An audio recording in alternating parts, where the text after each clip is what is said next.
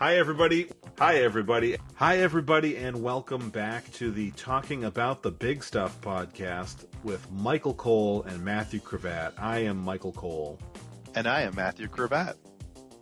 All right. So, everybody, welcome back. We got Alex on again. I feel like it's been good to have, three voices instead of one lately. It's been good. I don't get what the holdout heart means, but... It's a Bret Hart, Owen Hart reference, maybe? Oh, okay. I don't know. I'm guessing. Well, no, I was thinking if I was like a union dude, like what would my gritty union name be? I'm like Alex, the holdout heart, and WrestleMania was last night. Yeah, WrestleMania was last night. Yep. Bret Hart drank a beer. Did you see that? Yep. I think before WrestleMania was, or in the middle of the night, depending on when, was the Hall of Fame inducted, and Steve Austin and Bret Hart were there together, and Austin pulled out Austin brand beer. I think it was his everyday lager or something like that. But and he's like, "Have one with me. You're a Canadian. I know you'll drink it." And Bret Hart pops the beer and he's like, "Sippy, sippy, sippy." And Stone Cold's pouring it from like a foot away from his mouth, splashing all over his mouth. Yeah. And it's like they drink beer differently. A little bit. All right.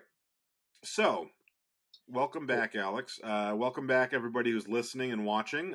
Tonight, we wanted to talk about union busting. I know we did an episode about unions in general about a year ago, year and a half. I don't know. We did one. I don't know when it was. But this union busting make me feel good. Yeah, I wanted to talk about union busting tonight because I sent it to you guys. Did either of you watch the video from Brittany Page? Mm-hmm. Yeah. So it's in one hand it's incompetency, and then in the other hand it is maliciousness, which are a great combination. But right now, because of Doge and all that other stuff, and I will link to this in the show notes so you can get a better person's perspective who actually understands the story itself better. A union or a whistleblower who was kind of involved in the process of either starting a union or getting a union set up or whatever. Their information was leaked to people who want to stop a union. And that was, I think it's being played off as incompetency while it is more likely maliciousness. It could also very well be both, because that is the name of the game right now with the current federal government. So the guy was threatened, like I don't want to say outright, because it was implicit, but it was as implicit, as close to explicit as you can get with the implicit. So it was kind of like, this is a nice house you got here. It'd be a shame if something happened to it. It was that level of implicit. It's a nice breathing you could do. It'd be a shame if you were unionized and couldn't do it anymore. Yeah, It basically was that level. They had like a drone photo of him walking his dog outside his house, and they sent that to his house, and were like, I don't remember what the message is. You can see it in the video, but very clearly, clearly a threat that if you did not clean up after your dog, we were going to report you. Yeah, no, it was clearly a threat. And so then he, better than me, because I don't know that I'd be okay with doing this. He did not back down, and he went on some news outlets to talk about it. But the point being is that right now, along with so many other things that are going on, specifically on the Elon Musk side of the government, Elon is named in this video, so in the video that I'm talking about. So I'm not sure that it's specifically Doge, but it's Elon Musk's purview to some level. Yeah. They're trying, and union busting has been around for at least 100 years, roughly, probably longer. Although I don't know how long the specific concept of a union has existed in the way it is now. So, but especially in America, we've been big on union busting. I remember watching, I'm going to get the wrong Sally Field movie. Matthew, you'll build it. It's not Sybil, it's the other one. It's not Sybil. Norma Ray. That's why we liked her. We really, really liked her. Yeah. And it's a good movie, but it's all, and I remember watching it because I also have a perspective that is probably different. She's older than my parents. and it's taking place in the South. And I grew up in Massachusetts in the mostly 90s and 2000s. The idea of unions and their connection to communism kind of never clicked until I was in my late 20s, when I started kind of hearing people, I watched Norma Ray, and I heard people, kind of redrumming the communism, line, which, they would say that about other shit when I was a kid, but they wouldn't say it about unions specifically, because I don't think it just wasn't, it wasn't a winning argument. They're so established. They're an American thing. Yeah. Yeah. Yeah. And I remember, by that point, watching Norma Ray, being like, did they really? I mean, I guess that in some ways it is communistic.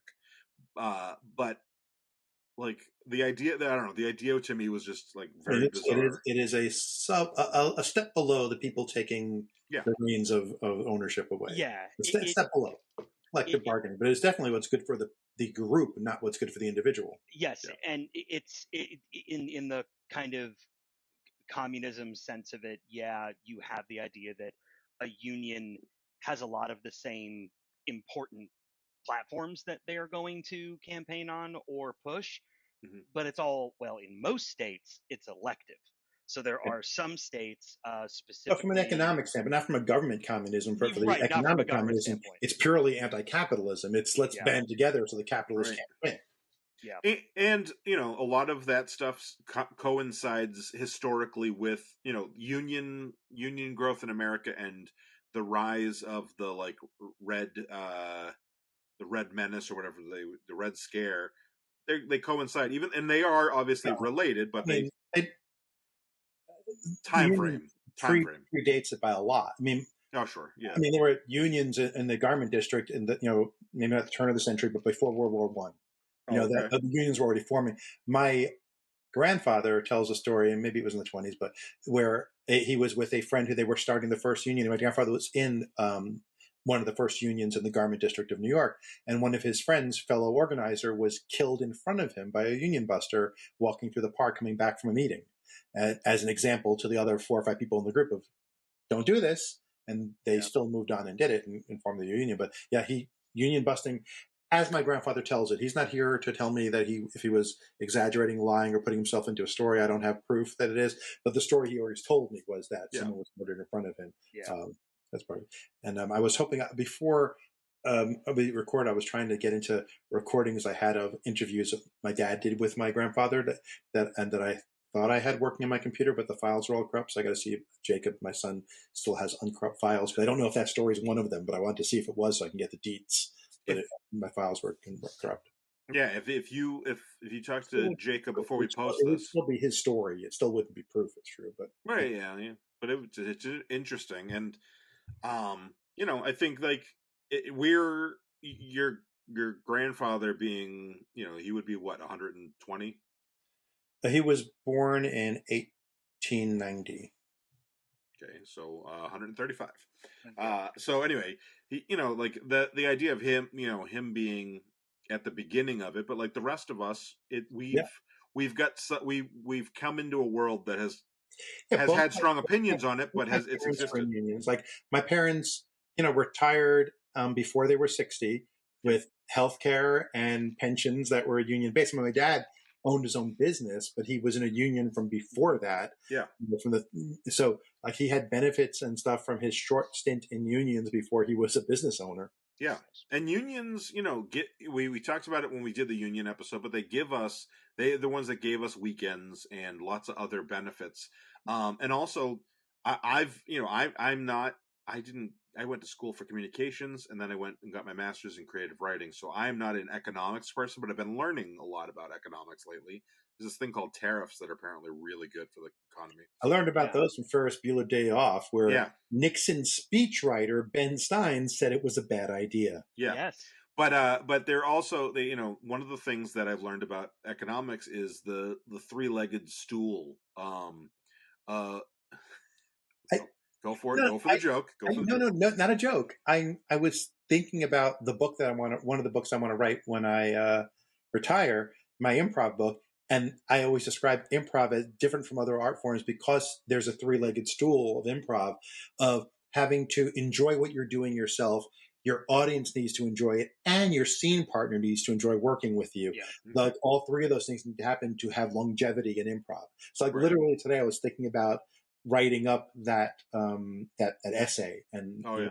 this three-legged stool, of which I am not aware, which Mhm. obviously stole the idea from me. I thought you were going to make a poop joke. So you genuinely are not aware of the three-legged stool I'm talking about? No, I mean not from calling it three-legged stool. Maybe I'll say, oh yeah, I've heard that theory before. I don't Yeah. have everything. So the idea was, and I don't know when this came into play, but essentially with Social Security when it was coming out, it was going to be the third leg of a three-legged stool. So the idea being you're going to have pensions that will help take care of you when you retire. You should have some kind of savings, whether it's a 401k or whatever, to help you retire, and then Social Security. So you're not relying on any one of the three legs in order to retire, so that the burden's not on your That was before employer. healthcare was so expensive that you need Medicare as one of those, Medicare or really good insurance as one of those legs now. Yeah. Now it's a sectional, modular sectional piece of furniture that needs 10 different legs to support it. A little bit of this. I need chase. So that was the original setup, and that setup works pretty good. That's why you'll hear people sometimes say Social Security isn't for you to retire, it's to keep you from poverty, and that's kind of true because it's supposed to be supplementing those other two legs of the stool. The problem is that almost no one has pensions anymore. I'm sure unions probably have more They have close more to chances. more chance at a pension. But pensions are smaller than they were. They used to be like that's true. You retire with a pension that was your salary. Yeah. Or even if it's 80% or whatever, okay, well, I'm not driving to work every day, so I don't necessarily need to, that cuts some of my costs. Hopefully your house is paid off, your car, your expenses. So largely the average person, and when I say the average person, I don't mean it's like probably more than the average. It's probably 80% of Americans don't have a pension. I would guess that number is conservative. Yeah, right? Well, I think 401s and IRAs have replaced pensions in our style of retirement. Not that everyone has those. Corporate people have those. Right, exactly. And then my two kids who are not corporate, we said we're giving you $20,000 each that we're putting in a 401k, so you both have things starting now in your early 20s, regardless of what your careers are. Right. There's something in there starting to accumulate for you. Yeah, and 401ks were part. They're the third leg, so they were never meant to take over. They were meant to supplement, especially it was not always going to be the case that pensions would be able to cover basically 80% or more of your salary. That was, I think, understood that might not be sustainable, but there would at least be a pension of some sort in addition to those other two things. And so we've got to this point where if you're talking about a Walmart, somebody who works at Walmart or any job that isn't that's, if you're not corporate, if you're not corporate or union, even if you're a store owner, if you don't have enough profit put away when your store goes out of business, your salary stops. Yeah, that's true. And even if you were doing really well, if you weren't saving properly or creating your own 401k, your own savings. Yeah. So those people are all gonna, they're gonna end up relying on the one of the three stools, which was never meant. And that's when you hear it was always meant to be the three together. When you hear about Social Security 50s, probably 50s, 60s when that rolled out. Was that when it rolled out, or was that when it started paying out? Because I think that started paying out. You're right. It was before that it accumulated or started to. Yeah, because I think they may have started in the 30s. I think FDR started it. I could be wrong on that. But I think it was like a program that was going to take a little while to pay out. My dad talks about my great grandmother being getting a Social Security check the first year that they started paying out. So according to the internet, Social Security Act was enacted on August 14th, 1935. They started collecting payroll taxes at 37, with benefits scheduled to begin in 42. Okay, so I don't know if they actually started paying or not. They were scheduled to. Yeah. She may have been receiving my great grandfather's because he died in the early 50s, and she wouldn't have been old enough to be collecting otherwise. But anyway, the point being, we hear it all the time from conservatives about Social Security is gonna go bankrupt, which isn't really true. It's kind of a misnomer or I mean, the one risk was that, I mean, the money coming in is going right back out again, is the idea. Yeah. But if you have a huge baby boomer and then Generation X was kind of small, but put those together, and then say if millennials aren't making enough money to pay out to those people, that's always, that funnel always has a risk to it. That the next generation is smaller than the previous. Yeah. So conservatives tend to argue that, that it's going to go bankrupt, which is But they also not like entirely to take true. money And out of it to do other things, and then say, "Look, it's not solvent," and ignore the fact it's because you took money out. Pay that money back, and then it will be fine.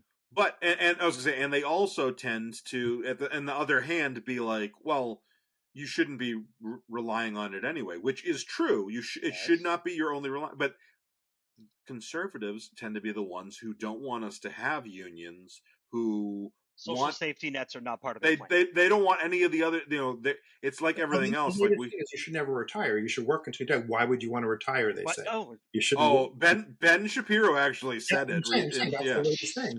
But they also, at the same time, J.D. Vance said, "Oh, you shouldn't need daycare because the grandparents should watch the kids." But Shapiro just said you should never retire. How are they watching the kids? Did y'all agree on something? Yeah. First of all, we're going to refer to. I'm sorry, Pope killer J.D. Vance. That's what I was going to say. But also, Sam Cedar, who I love and listen to a lot, refers to Ben Shapiro as Pope of the Jews because he always decides who's a Jew and who's not a Jew. Yeah.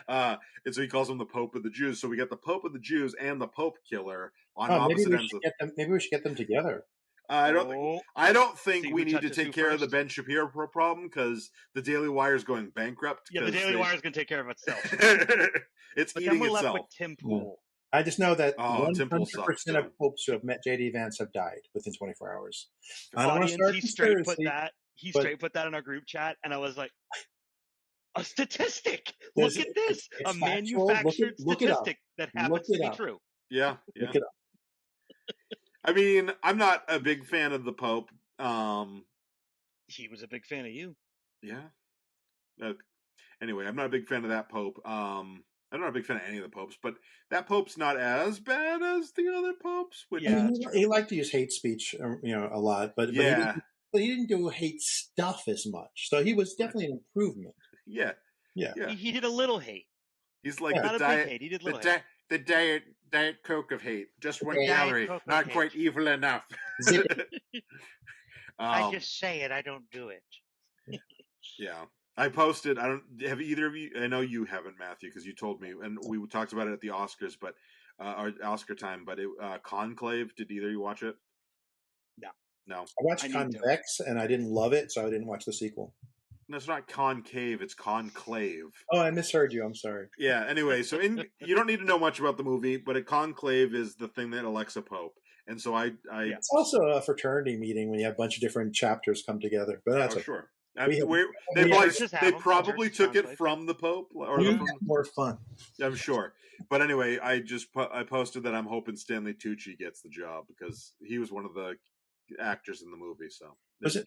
I think it was John. The Tooch would be great, right? The Tooch would be fantastic. There was one in my youth, like when I was a teen, I guess, and it was John Paul II, maybe, where it was like the fucking news every day was the Vatican waiting for white smoke, like every day. Oh, they're smoking pot, but it's not white smoke. Like every day was. Yeah. It would have probably had to be John Paul. Oh hell. Okay, so John Paul was 79 to 2004, but there was another pope in 79 who was elected or whatever they call it to pope, and then died that year, and then John Paul.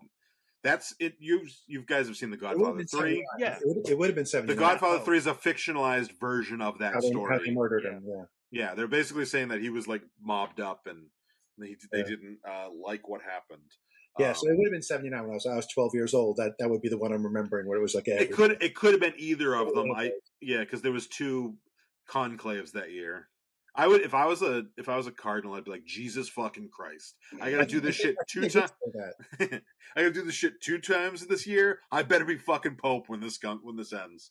That's what I would say. God hates me. Twice I didn't get this promotion. And then they'd be like, "You're an atheist, Mike." And Yeah, that's a requirement for the job. I mean, you can't actually believe you're talking to God and speaking for Him. You'd be crazy. You got to know you're conning people to do this That's job. how you get killed. I honestly was surprised this Pope made it as long as he did. I'll tell you, if you're a Pope who needs bulletproof glass around you so you don't get shot and go to heaven, you're an atheist. Well, that started with John Paul, and I think they've just kept it going. It was John Paul, followed by a Nazi, and then followed by the liberal Pope, the Pope who's so liberal that the conservative Catholics want to kill him. So, yeah. So So here's my I had a pain in the ass experience with unions things. It was at work, it was professionally, 2 different companies, 2 different events. One was I was in charge of a training session. We were training doctors to talk about our product, and we're in Chicago, Union Town, so there's a union person, not an employee of my company, running the AV. And we're on the slides. We're on slide 8, slide 10. We had to switch over to a video. So I say to him, in a couple of minutes, we're going to get, 3 minutes, we're going to be at the video. So we need to transition over to the video. He goes, yep, I know. I'm like, cool. We get there, doesn't transition. I look over, he's not there. And I look at someone who sees, I'm like, where'd he go? And go, oh, smoke break. Like, what do you mean smoke break? We're in the middle. He goes, yeah, but he gets a smoke break every hour. He's taking a smoke break. I said, can you play the videos? No, I'm not allowed to. I'm only allowed to do sound. Yep. Only he can do it. Yeah. Well, we had the same issue when I was doing trade shows. Getting unions getting set up. But I remember you were talking about that. It's my tough. other one was a trade show with my last company. Yeah. We're in Philadelphia at a trade show. And we had a very special build booth that had to be built and done quickly. And because it's a union town, we were allowed to bring our own team, but we still had to pay a union person to sit in the booth while it was happening so that they made money. Like, he didn't do anything. He wasn't supervising. He just was being paid to be on site. Like, he didn't even hang out in the booth. He went with other people who I assume were also being paid by companies to be in the booth. And they were hanging out at the concessions area, just being paid to be there because union town protecting their jobs by being there and doing nothing. Yeah. The problem with unions is the problem with everything else, which is people are involved. People are involved, but also, like, everything has flaws, and we don't want to destroy for yourself, Michael. I said everything, not everyone. Everything has flaws, and that doesn't mean we don't throw the baby out with the bathwater just because you can improve things. You what? You don't throw the baby out with the bathwater. Oh shit! I knew there used to be 4. I could tell for a little while. but like, we don't really think about, there's, whenever we want to not have some, like, if you're a conservative, not having weekends, not having 8-hour days, not having health insurance, child labor. It's similar to my gripe with electric cars, that the problem with people have with electric cars, which is they're like, this isn't the solution. It's like, we've got to keep going forward. We got to keep improving. This isn't the solution right now, but that doesn't mean we don't have to look for a solution. Let me pause you for a second there, Mike, and we turn to my good friend Alex. Alex, did he sound like Shatner for a second there? It did a little. I'm serious. We got to look for a solution. On the wing. But like, it is genuinely, like, we as, this is the same problem that we see in the voting booth, which is the people at the top have one agenda, and the way they sell it to us is by turning us on each other. And us turning on unions, there's a lot of ammo there. There's a lot of ammo because you have that problem. My father was part of a union, and he was bored to tears because he was doing, like, a thing on an assembly line over and over again for 8 hours. And he was like, and they were telling him he was going too fast. And so everyone has a union story that sucks. And so they have ammunition to say, hey, we don't want to deal with a union at the top, and a union isn't good for you guys either, because Matthew, you had to pay a little extra at the thing, and Scott, you had to sit there for 8 hours being bored out of your mind, and they're able to use that as ammunition against it when it's. But it's good ammunition. The thing is, it's the same as your idol, Elon, and the Doge is, maybe there's waste and maybe there's corruption. Root it out. Don't fire everyone. You don't get rid of the department because maybe there's some ways to do things better in the department. Yeah. Yeah. But again, it's at the bottom, it's incompetence, and at the top, it's corruption. They purposely want to use our incompetence, and I say us, meaning us as society, us as blue collar, or us as the lower middle class or lower class altogether. They want to use our incompetence. Yeah, the guy with a master's degree is like, oh, I heard blue collar people. You hear how he talks down about people? I said us. I said us. But the point being, he wants to use it against us, and we've all had the conversation, I'm sure, with somebody who, when you talk about raising the minimum wage, which is good for all of us, doing what to the minimum wage? Raising it. Oh, I thought you said something else. Anyway, because you're so Catholic sometimes. Anyway, raising the minimum wage.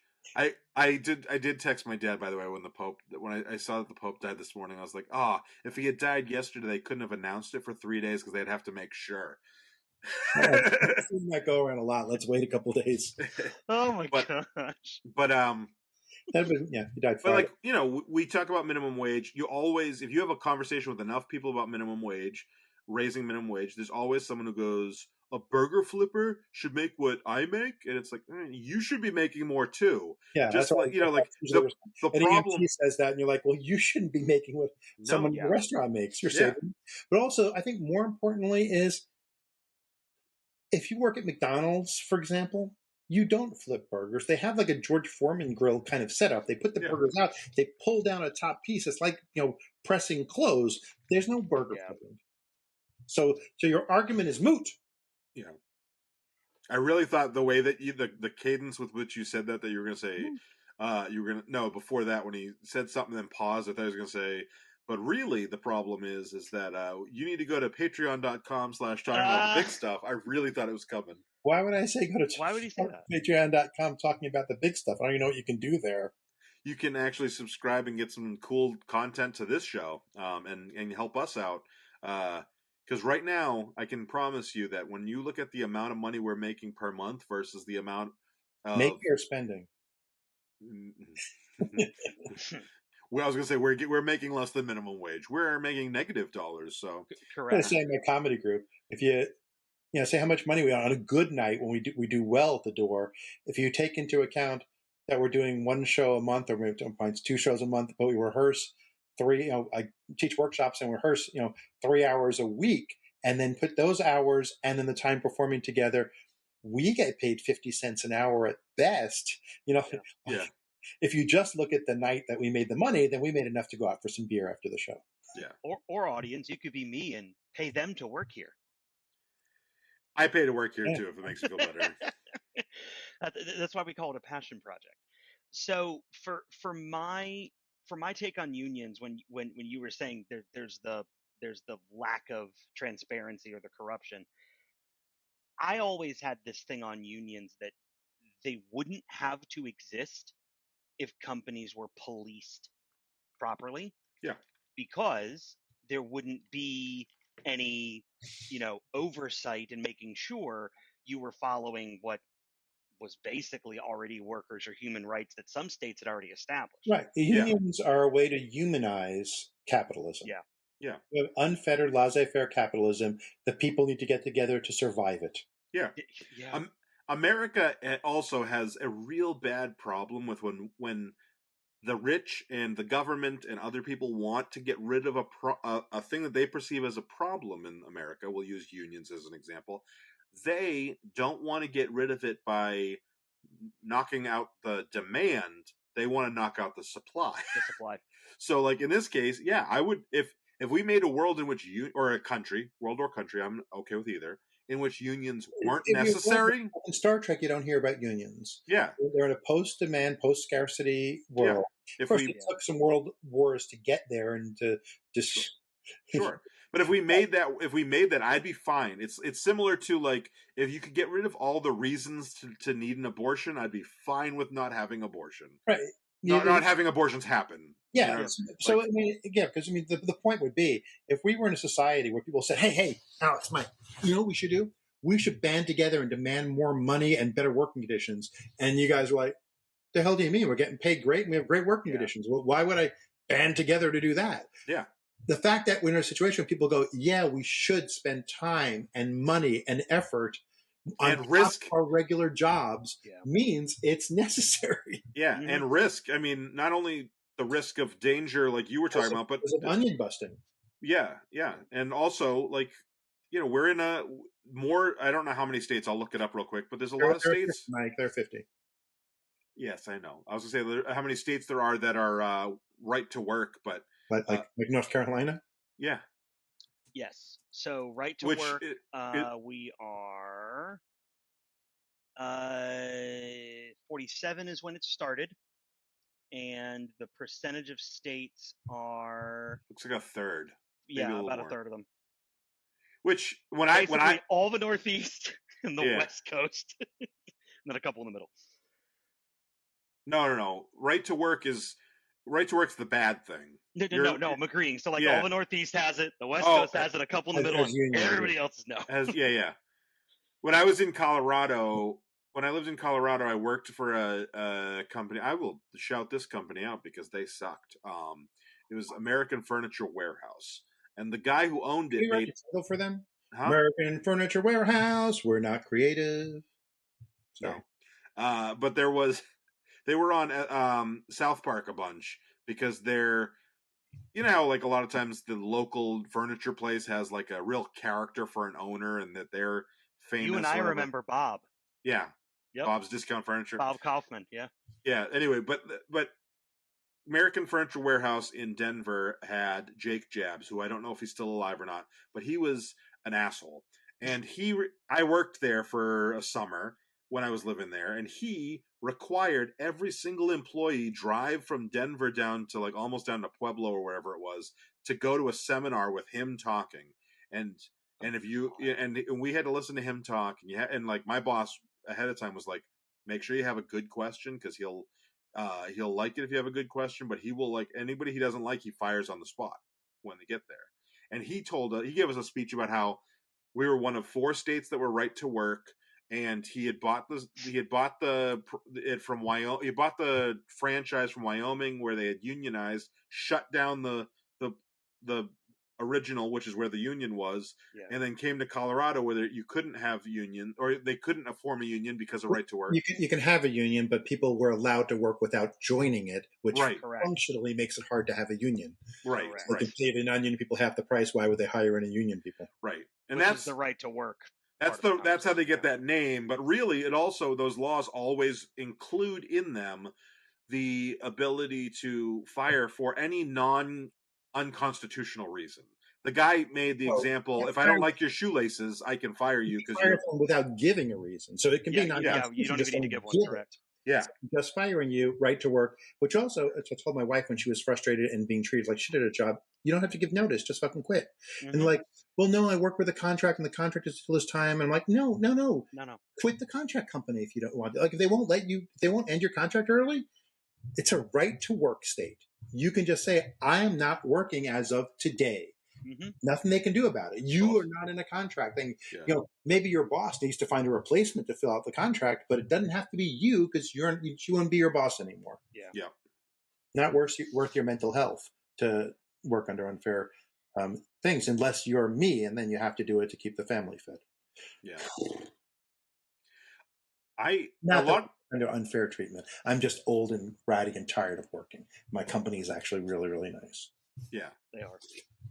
You're not that old. I'm old enough. Both of us. My mother retired at 58. My dad had been retired for 2 years already. I will be 58 in November.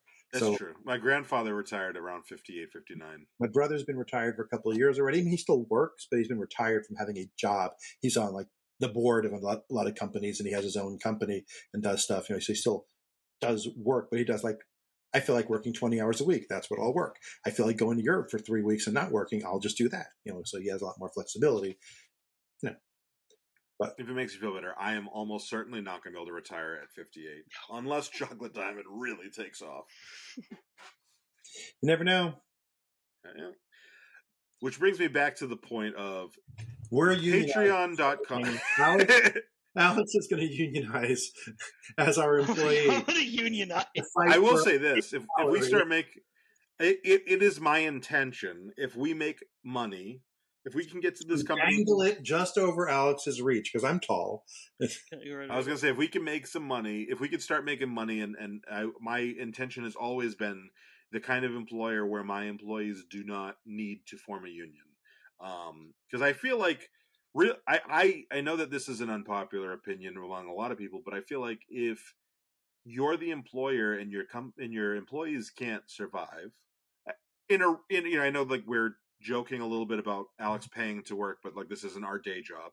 This is like this is essentially a startup for all intents and purposes. Uh, if you don't make, if you're not paying your employees enough money, and if you can't pay your employees enough money, then you shouldn't have the employees. And if you can pay them and you're not paying them, then you're just a bad person. You don't deserve to have the company. Yeah. So like I said, I used to do comedy and was like, take how much money we make, blah, blah, blah. Our money was, let's say the last 10 years, not last 10 years, but the bulk of our time we worked at a theater where we split the door. We gave them 40% of the door. We took 60% of the door in a given night. That covered our rental space and, them advertising for us and blah, blah, blah. Yeah. That 60% went directly into my pocket after dividing it by how many people were in the troupe, and everybody got paid for every show they were in. Mm-hmm. Like, we just split the money evenly. And it wasn't even by per show. It was just everyone got money. Like, if everyone was performing regularly, everybody got a cut. Whether you performed in 4 shows this month or 6 shows this month didn't really make a difference. Yeah. The group was surviving as a group was surviving. Everybody got paid equal. It was only like if you were going to be gone for 3 months, maybe you wouldn't get paid during that. Yeah. But even again, we didn't get paid tons of money. So sometimes I would pay that out and be like, but I wasn't even here. I'm like, I don't care. Like, if the group wouldn't exist without you. So you weren't here for a month. Big deal. Yeah. Yep. Yeah. That's a $3 story just because we need something to be a $3 story. And I fucked them. Okay. Now it's a $3 story. And in addition to that, I was going to mention something that was $3 because I don't want if this person decides to Google this podcast, I don't want to hear it. That's why too. I'm still friends with the person who owned the company, so $3 story. Yeah. Good masculinity, Mike. I'm saying toxic masculinity is a sub genre of masculinity, right? Yeah. It's like when you say you want a vegan hamburger. It's not meat anymore because you called it vegan, and that modifies the hamburger to stop being meat. Right, but it doesn't mean that all hamburgers aren't meat, right? Right, only the ones that you call vegan, they stop being meat. Yeah. That's it.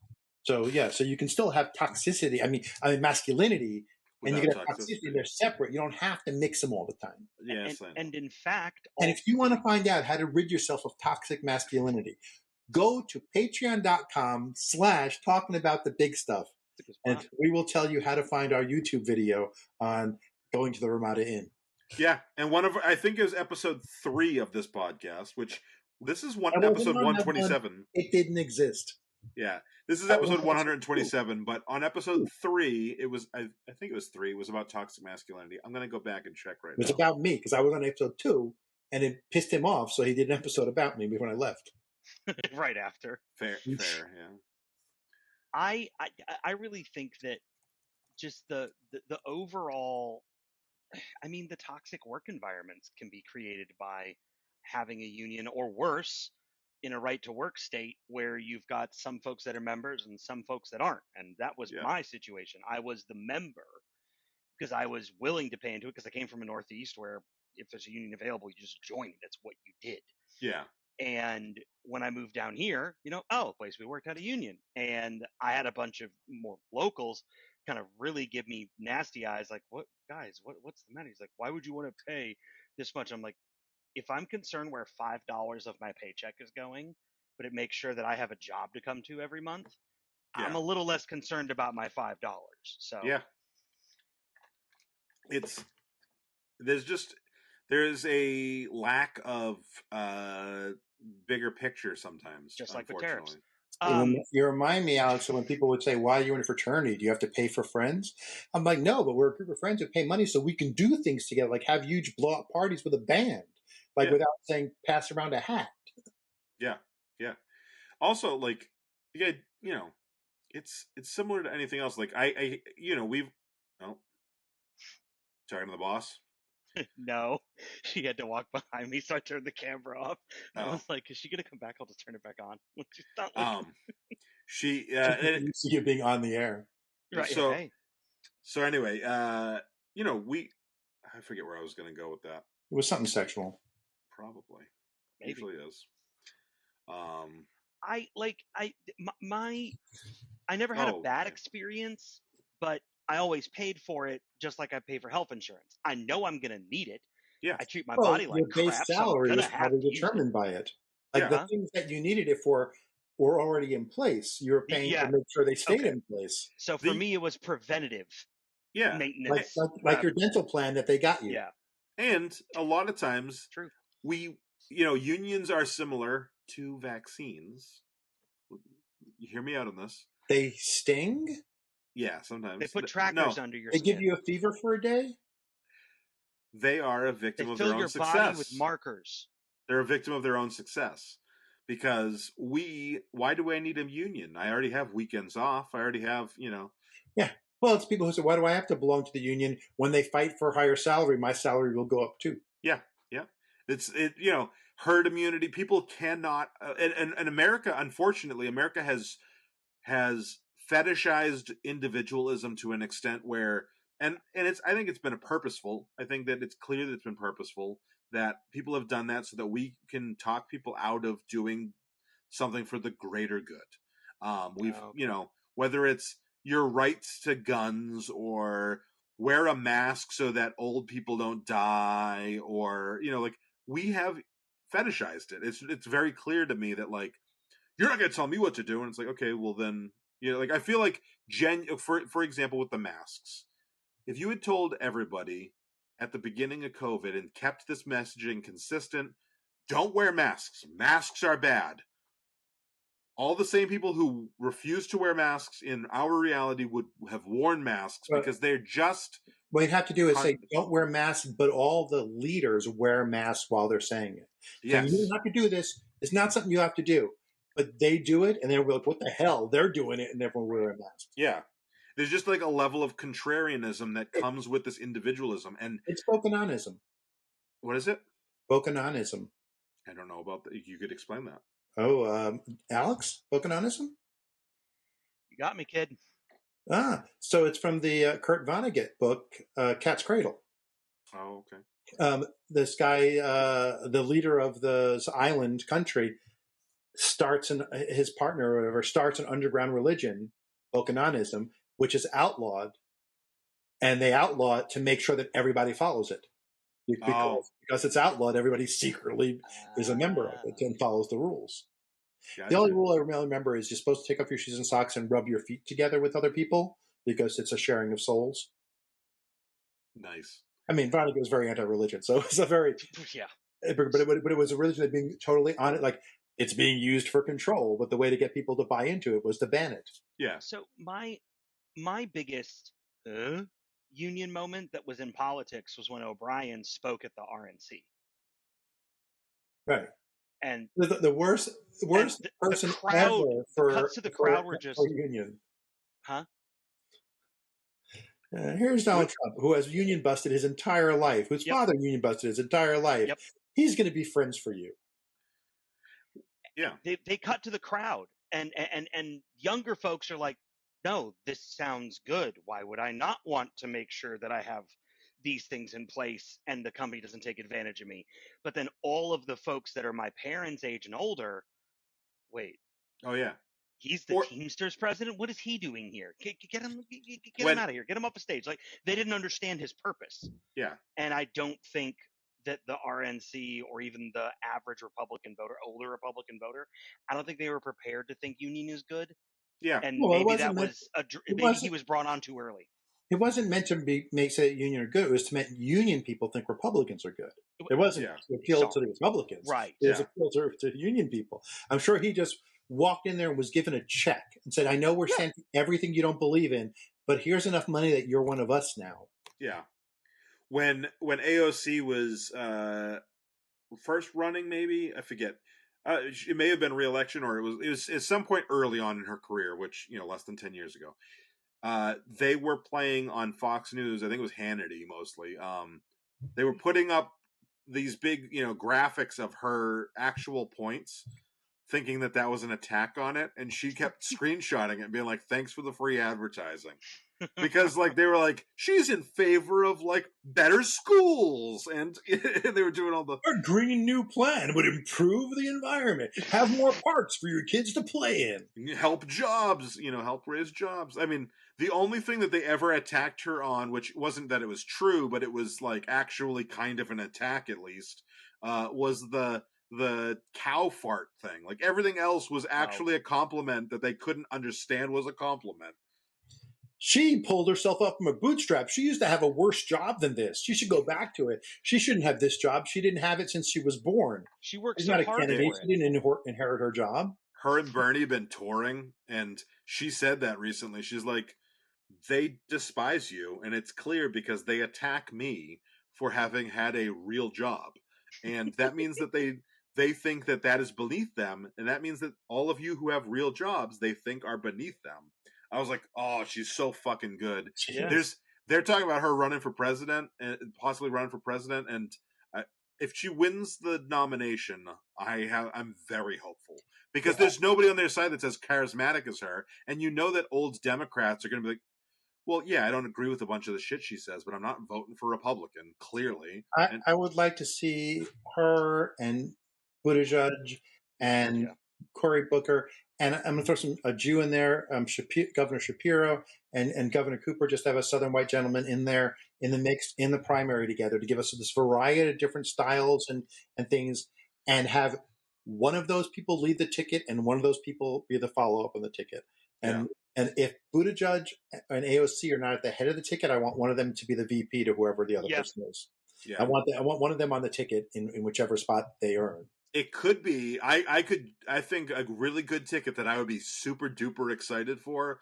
AOC as the president, and I know that Cooper is significantly older and significantly more experienced, but him as vice president, do an Obama and Biden. But I think that I like AOC's politics better than Obama's, and I definitely like Cooper's politics better than Biden's historically. Yeah. So I'd be very excited about that ticket. Yeah, I would really like to see Buttigieg and AOC become senators first, or governors, even better. But like win a statewide race. Yeah. Where neither one has done that to prove themselves. So I'd really like to know they can do that. But in the same vein, winning primaries would kind of take the place of that. If they can win the primary, exactly, that's fine too. Yeah. I think that in a couple of ways, I think Buttigieg has more, like more of a shot. Like I think the two of them are great speakers, and they're dynamic. But he's a great speaker in enemy territory. He's true, great. But so is she. So is she though. But I like her politics. I like her actual policies and stuff better than his. Yeah. But again, at this point, the thing I like about both of them is their sex. No, and I don't have a chance with either one of them. No, the thing I like about both of them is both. they're both so young compared to the average Democratic Party stalwart. Right. When they say, hey, climate change is a problem in 2050 and antibiotics will be a problem in 2050, and I'll be alive then. Yeah. Yeah. I'm not doing this for my kids. And my grandchildren, it's for me. And unfortunately, this sounds so counterintuitive, but it's true. Republicans are beating us on the young representation vote. They really are. Well, here's what I think needs to happen right now politically. We need to unionize, just to bring the word back into the conversation. Yeah. And stop complaining about Trump, because Trump is great. Every place we would use Trump as an adjective, we need to say Republican. This recession that's about to start is a Republican recession, not the Trump recession. Because Trump's not going to be the candidate. Let's not make everything pinned on him. Hopefully he's not going to be. Hillary's going to have a Republican saying, oh, there was nothing I could do to stop him, but I can fix what he broke. Yeah. If it's the Republican recession, it's the Republican deportation scheme, it's the Republican breaking laws. Yeah. And they all own it in 2 years, or in a year now, when we have the midterm election, and then in 2 years after that, when we have the real, or a year after that, when we have the election. If we have an election. And that is a $10 Patreon comment. It's 7:30, Mike. It is 7:30, so why don't we start wrapping it up? I don't want to wrap it up. I have a message for the people. You want to raw dog it? I want to raw dog it. I have a message for the people. People, look, Alex, look up. Look at that face. Look at that beautiful face, people. If you're watching it on video, you know what you need to do when you see that beautiful face? Hit the like button. You want to see that beautiful face again? Hit the subscribe button. Would you want to hit that beautiful face? Make a comment saying, I would like to punch that face. Why is he wearing a Hurricanes hat? You want to sit on that face? Make that comment. You want to sit on that face? That's fine too. You know what? That's why he turns the camera off when his wife walks by. He doesn't want her to see you wanting to sit on his face. That's totally it. Yep. I would imagine if anybody commented, it would be her. She's the only one I can imagine. It's true. Just like if I were to say that, Sarah would never comment it in public, but I can't imagine anybody else saying they would want to sit on my face. I don't know. I can imagine quite a bit. Well, damn, that's a great quote. Mikey, thank you for laughing, Mikey. Samantha, I know you're laughing too. Thank you. These fucking losers don't know when to fucking laugh at a movie. I know. It's just I didn't think it was good in that. Fuck you. And hit the notification bell. Anyway, if you are listening to us, you know what to do. Go give us a review. In your ear holes. We're in your ear holes. I'm said it because he doesn't like it. At minimum. You're sitting on your face in your ear holes, leaking fluid into your ear holes. Wearing thighs like earmuffs. Now I've got anal leakage that's coming down across your cheekbones, your beautiful sculpted cheekbones, into your ear holes. Oh, boy. I have to take a shower. At patreon.com/talking about the big stuff. This week, some of our Patreon pitch is going to be a Patreon exclusive because we're not doing anal leakage. We're not talking about anal leakage. You're talking about anal leakage. I'm always talking about anal leakage. You are the oldest. You are the oldest on the podcast, so I guess that is the most fitting. He likes Olestra. The most fitting. Anyway, I know I've heard that quote, but I can't think of what it's from. I can imagine quite a bit. Fuck you. I know it. Alex, you don't know it? Yeah. No. Fuck both of you so hard. I'm not doing great with the movie stuff, except for Super Troopers I got, which doesn't bode well for my future plans. She's rich. If we save her, the reward will be what? More than you can. Or more you can imagine. I don't know. I can imagine quite a bit. Yeah, well, I'm a big Star Wars fan, and I like Han Solo as well. It needed more context. Even worse. Fuck you. I got off a plane. I got to my house at 1 a.m. this morning, so I'm sorry that one of my favorite movies of all time I missed the quote on, but I'm tired. Anyway, the thing is, I feel like the movie came out last week. I'm like, didn't you just see that? Didn't we all just see that in the theaters 3 times? No, not just me. Never mind. I've never seen the original trilogy in theaters. It breaks my heart. Yeah. Anyway, now that he's off the microphone, Matthew got up and walked off scene. So anyway, if you're listening to us, please give us a good review, thumbs up, a like, whatever your podcast app of choice allows you to do. That's great. If you're wanting to do something more and you want to give us some money, go to patreon.com/talking about the big stuff. We have 4 options. There's the freebie option, which is the same as, getting it anywhere else, but you will also get notifications about those other options. And if we do a live stream, you'll get notifications about it. And you can comment. And you can like comment. the content that we post there. Yep. And if you do $1, you're going to get the same episode, but early. $3 episode is extra content. $10 is the big stuffers. The big stuffers, and you get more content, including like a little bit of a unrelated story before the opening credits.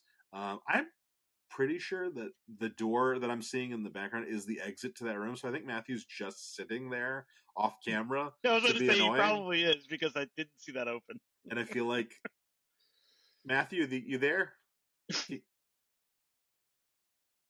Mr. Cravat. Anyway, I've told him before that I didn't get a chance to see Star Wars in theaters. I don't know why he got so bent out of shape with that. When they re-released, He's messing with his microphone. Yeah.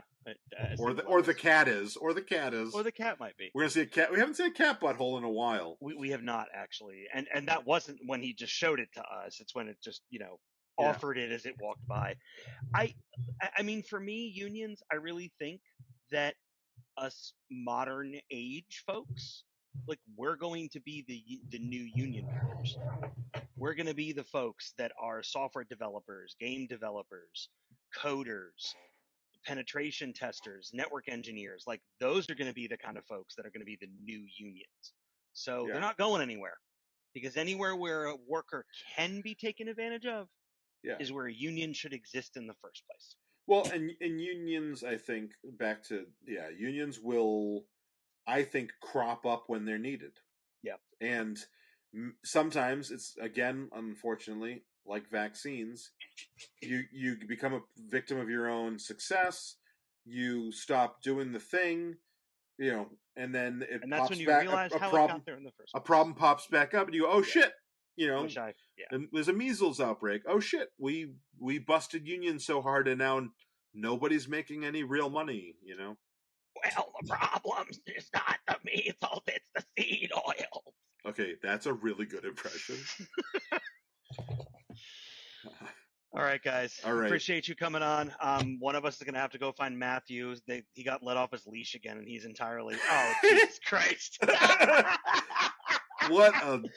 Oh, what a prick. I love this dude. Well, now he gets to say the last comment if he's still there, because...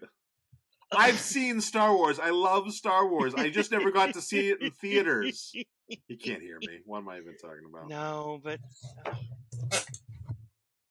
we love him. Stop talking about him. I told you I didn't get to see it in theaters. Patreon.com/talking about the big stuff. And he makes the entrance. Anyway, let's Matthew, you got a last sign off, and then we'll do a little $10 story as to why I haven't seen Star Wars. I just want to say thank you for sticking around to talk about the big stuff, because we have to stick together, because there are shitholes in this world who haven't seen Star Wars. Remember, the conversation doesn't end here. It's just the beginning. If you have thoughts or questions or topics you'd like us to tackle in a future episode, drop us a line on our social media channels. Engage with this video when you are now watching it as a VOD on YouTube. Send us an email. We love hearing from our listeners, bringing us topics, because if you leave it up to the three of us, we're going to eventually be talking about underwater basket weaving. So we would appreciate you guys reaching out a little bit. Don't forget to subscribe to Talking About the Big Stuff on your favorite platform. Give us a 5-star rating. Engage with it. Criticize us. We need to grow and be better, and you're going to help us be there. You're going to help us get to that point. It really helps us more to reach out and also to keep the conversation going. Thank you for tuning in. We'll be back next week with more big ideas and more thought-provoking discussions. Until then, stay curious, stay informed, and keep talking about the big stuff. The preceding podcast has been a Chocolate Diamond Media LLC production. Copyright 2023, all rights reserved.